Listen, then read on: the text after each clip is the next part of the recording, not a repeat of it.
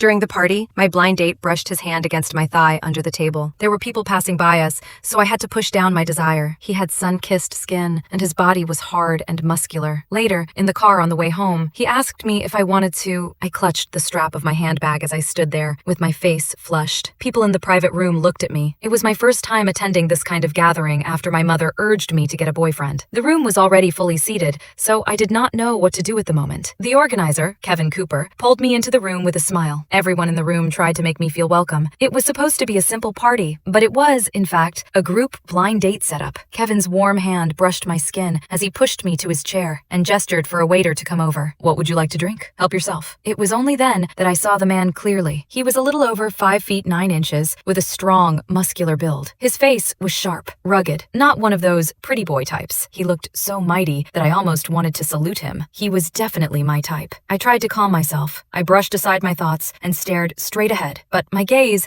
accidentally dropped to his slight bulge. I blushed. While I was dazed and lost in thought, a long-haired woman playing poker at the next table. "Kevin, you're so aggressively considerate." Kevin scratched his head, and his sun-kissed skin turned red. "Focus on your own game. Watch out for bluffs." The people, and I, was at a loss. He seemed to be someone important in this circle. The waiter brought a chair over, and he sat down next to me. As my best friend always said, my appearance did not match my personality. This Peter Pan collar and jumper combo made me look youthful and energetic, yet obedient and proper. Even if I wanted him, I still acted nonchalant. Every time he got up and helped get me a drink, he always leaned into me, close enough for me to feel his warmth. Our skin touched, and his masculine fragrance filled my nose. I felt restless. At dinner, with everyone on the same page, I was seated right next to him. "Just eat what you want. Help yourself." He served a piece of fish onto my plate and motioned me to try it. His voice was gentle and kind, which made me feel dazed. "I want to try it," I blurted out my inner thoughts, and both of us were stunned. "Sure." He flashed me a smile, though I was not sure whether he understood what I was implying. He picked up a piece of steak from another plate and put it onto mine. I thought about whether his lips were as soft as his words, and whether he could feed me in another way. The sudden fantasy triggered my nerves, which made me subconsciously,